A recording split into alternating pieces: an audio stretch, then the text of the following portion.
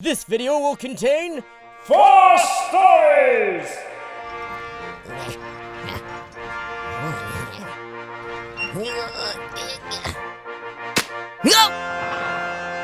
They're really short. Won't let me merge? Okay, buddy. This happened yesterday on my way home from work.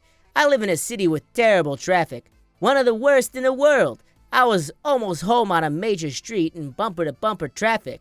Up ahead, there were these workers fixing the road and a bunch of flashing light and arrows signifying the lane was closed. Everyone had to merge on the left lane right before the next traffic light. Now, everyone in front of me, one by one, merged in the left lane in an you go, I go rotation with the cars already in that lane, until it got to my turn. The car in front of me merged left. It was now the person next to me that turned to drive forward as I merged behind him. However, the guy behind him kept inching up on his bumper, making it impossible for me to merge. He knew what he was doing, and his lack of common decency was outstanding. So, I sped up in my lane and was able to get in front of the guy who was initially next to me. Then, the line kept moving, getting even closer to the merger. Then it happened. The guy who was now behind me made a left turn, and the bumper humper was now directly behind me.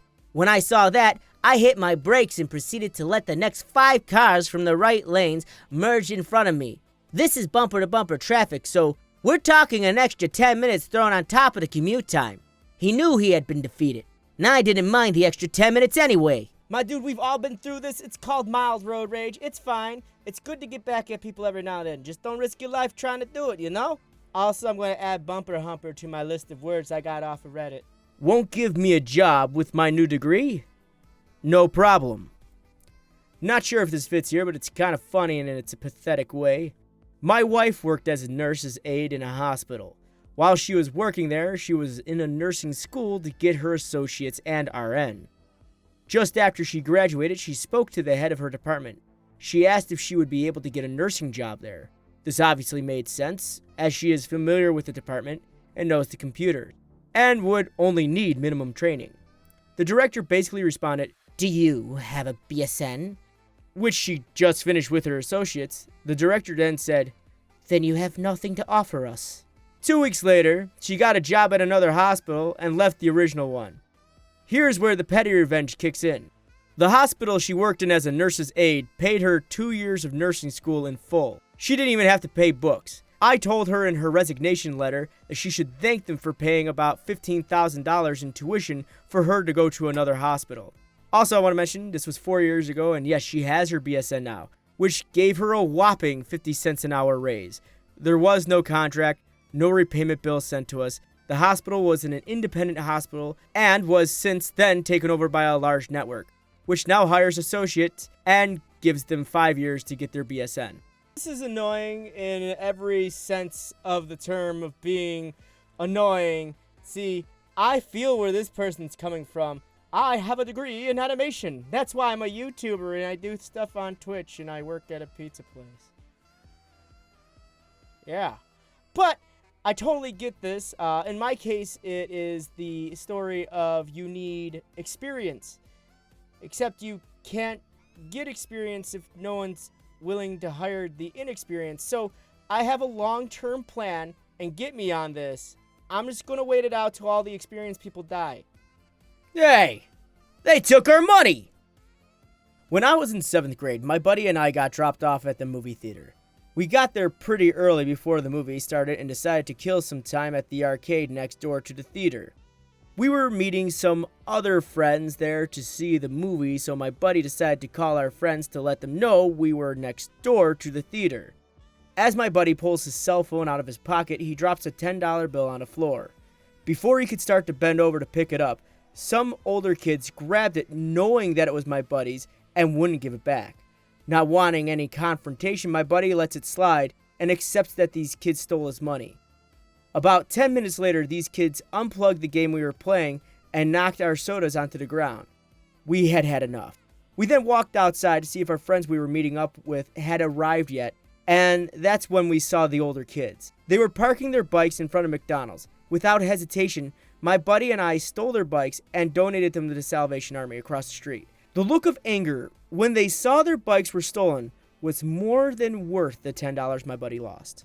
This was a good one. It was a spicy meatball. I love this one. I love this one for 2 reasons. All right, first I want to point this out. This isn't a petty revenge. We're gonna knock that off. It is now just straight revenge. It's, I would say, pro revenge, more so petty. I feel like this is pro since theft was part of this on both parties.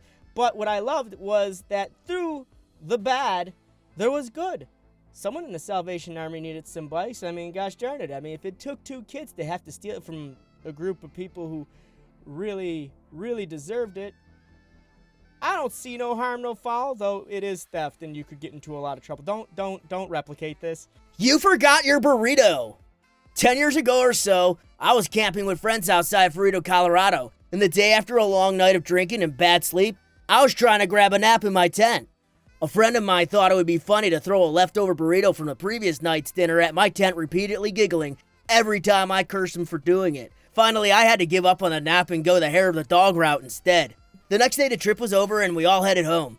Cue the petty revenge. While my friend wasn't looking, I placed said burrito in his glove box. Now, this was the middle of summer and my friend lives in Denver, where daytime highs are like in the 90s. 2 weeks later, I get a call from him after cleaning his entire car and looking for like dead animals in his engine, and finally opened his glove box to a foulness I can't imagine. And the best part is, the second he saw it, he knew who put it there and that he deserved the hell out of it. Sometimes revenge is best served hot and fetid. I have no idea why I decided to use Chad the Alien's voice for this particular story, but it seemed to fit and it worked very well. Now this is one I can really get behind. Revenge via odor. It was good in the sense that he got what was coming to him, but also he understood why he got what was coming to him. And I think more people need to sort of have a sense of humor for that type of thing. And I'm glad this person just didn't explode on the guy and go, "What the heck, man?" No, I really, really, really like the response that was given to this one. Yep, I deserve that. But can you imagine sitting in 90-degree weather for 2 weeks, this burrito that has been literally cooking in your car? Let me tell you how hot a car gets if it's sitting in 90-degree weather. It can get up to 120 to 150 degrees constantly. Just the smell when he opens the door. No thank you. You can keep it. It's disgusting, gross, but 10 out of 10 for revenge. That was good. That was good. So those are all the stories today. What is your favorite story? I want to know in the comment section. My personal favorite, I would have to say, was the Good Will Hunting one. That was actually pretty good. I enjoyed that whole stealing the bike thing and giving it. Again, don't steal bikes. Bad. That's bad. Don't do the bad thing, because we don't do bad things here on Frosted Fricks. No. We don't do bad things. Don't do bad things. You guys have been great. You guys have been fantastic. If you're new here, don't forget to hit that subscribe button, because it actually does something to help me out a lot. Follow me here by ringing the bell icon. That way you get an update on all the wonderful things that I do here. And I know we're making you do more. Leave a like. You guys have been great. You guys have been awesome. And as usual, as always, my friends, stay frosty and keep moving forward.